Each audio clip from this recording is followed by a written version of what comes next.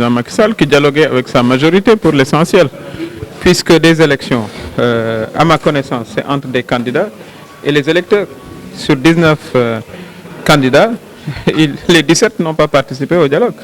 Et au fond, ce dont il s'agit aujourd'hui, c'est d'aller à des élections. Et ce qui importe, c'est d'avoir la date des élections. Je crois que c'est très clair pour les 17 candidats, y compris la coalition Diomaye Président, que je soutiens, qu'il faut aller à l'élection avant le départ du président de la République, le 2 avril.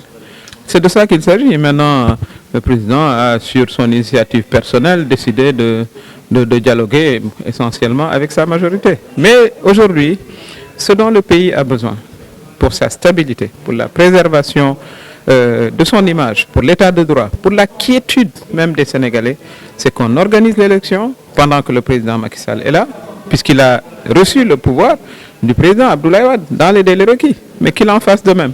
Je crois que c'est une demande tout à fait raisonnable des Sénégalais et de l'opposition. Toujours parlant du dialogue, une date a été proposée le 2 juin, sachant que la mission du président de la République finit le 2 avril. Quel commentaire? Mais c'est ça le problème. C'est ça le problème. Le président Macky Sall a reçu le pouvoir des mains du président Abdoulaye Wade dans les délais requis. Lui-même dit que son mandat finit le 2, mais l'élection se tient le 2 juin. Entre-temps, qu'est-ce qu'il va se passer? Il n'a pas le droit de nous laisser dans cet imbroglio institutionnel. Je considère que, et le Conseil constitutionnel le lui a clairement dit, il lui a dit d'organiser les élections dans les meilleurs délais en se souvenant que son mandat arrive le 2 avril. Ça, c'est quand même une position très claire. Et moi, je l'invite encore une fois vraiment à respecter la Constitution. Je pense que c'est ce qu'on lui demande, à respecter la Constitution. On ne lui demande pas autre chose. Vous savez, il ne faut pas utiliser des artifices pour davantage semer la confusion. Moi qui vous parle, je suis une candidate spoliée. J'ai montré les preuves que j'avais un parrainage de bonne qualité. Le Conseil constitutionnel en a décidé autrement. Je prends acte. Puisque lui-même, le président de la République, avait dit à la délégation des candidats spoliés qui étaient allés le voir, moi je n'y étais pas parce que je considère que je n'ai rien à discuter avec lui, que les décisions du Conseil constitutionnel ne faisaient pas l'objet de recours. C'est lui-même qui l'a dit. Donc c'est toujours le cas. Il ne faut pas que le président de la République nous entraîne dans un combat entre l'exécutif qu'il représente et le Conseil constitutionnel. Le Conseil constitutionnel est la branche la plus élevée du système judiciaire. Dans une démocratie qui fonctionne, vous avez des pouvoirs, le pouvoir judiciaire, le pouvoir législatif et le pouvoir exécutif. Nous ne voulons pas une confrontation entre le pouvoir exécutif qu'il est et le Conseil constitutionnel. La loi s'impose à tout le monde, y compris à lui, qui est le chef de l'exécutif. Et le Conseil constitutionnel lui a dit, voilà ma liste définitive des 19 candidats, définitive. Tenez l'élection avant de partir, c'est-à-dire le 2 avril. C'est deux demandes qui sont très simples à exécuter pour le président de la République. Voilà où on en est. Et il faut savoir que des conclusions d'un dialogue, ce n'est pas une loi. Ce n'est pas des lois qui s'imposent à qui que ce soit. D'ailleurs, il va qui veut dialoguer et qui ne veut pas. Donc aujourd'hui, vraiment la question, elle est très simple, que le président de la République ne nous entraîne pas vers des vides juridictionnels, institutionnels qui peuvent être porteurs de tous les risques pour notre démocratie. Ça devient une situation de risque qu'il faut comprendre. Qu'il organise l'élection avant qu'il ne parte. Nous avons tout le mois de mars, c'est faisable et que justement il applique ce que le Conseil constitutionnel lui a dit de faire et qu'on ne s'amuse pas aussi à vouloir faire quoi que ce soit avec le Conseil constitutionnel parce qu'on entend aussi certaines rumeurs. Il ne peut pas être question une seule seconde, à mon avis, de dissoudre le Conseil constitutionnel. Je ne peux pas me l'imaginer dans aucun monde. Voilà.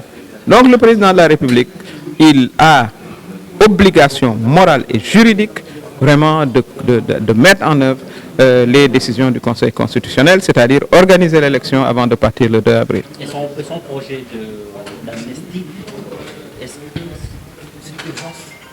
Mais l'urgence aujourd'hui, c'est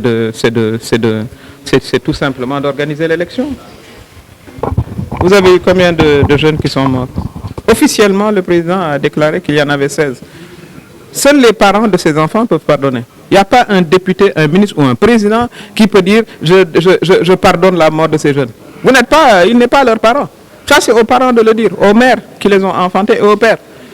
Pas à lui. Et ces victimes-là ont besoin de recevoir la justice comme partout. Lui, le président Macky Sall, n'oubliez pas qu'il a organisé le procès de Hissène Habré, qui était poursuivi pour des tueries. Lui-même l'a organisé ici au Sénégal 20 ans après les faits. Donc ce n'est pas possible. Maintenant, il doit libérer évidemment Ousmane Sonko et Diomaye Faye, qui sont des prisonniers politiques comme tous ceux qu'il a libérés depuis lors. C'est deux questions qu'il ne faut pas mélanger, qui n'ont rien à voir. Moi, je dis qu'il faut libérer d'abord Ousmane Sonko et Diomaye Faye, puisqu'ils ont été emprisonnés pour des questions politiques. Ça, c'est une chose. Deuxième chose, il avait lui-même demandé au procureur d'enquêter sur les morts, auxquels se sont rajoutés 4 autres. Le procureur a été saisi. Donc, on dessaisit le procureur à quelle fin? Les victimes, leurs parents, leurs familles ont besoin de connaître la justice. C'est deux choses différentes. Qu'il libère les prisonniers politiques, à commencer par Ousmane Sonko et Diomaye, qui est notre candidat, et que, évidemment, Moussa Diop, qui est également un combattant, c'est dans le combat qu'il a été emprisonné. Voilà, c'est de ça qu'il s'agit. Maintenant, la loi telle qu'elle existe, la justice, il y a un droit à la justice pour ces victimes qui manifestaient comme le leur autorise leur constitution. C'est deux choses. Maintenant, qui a commandité ces tueries?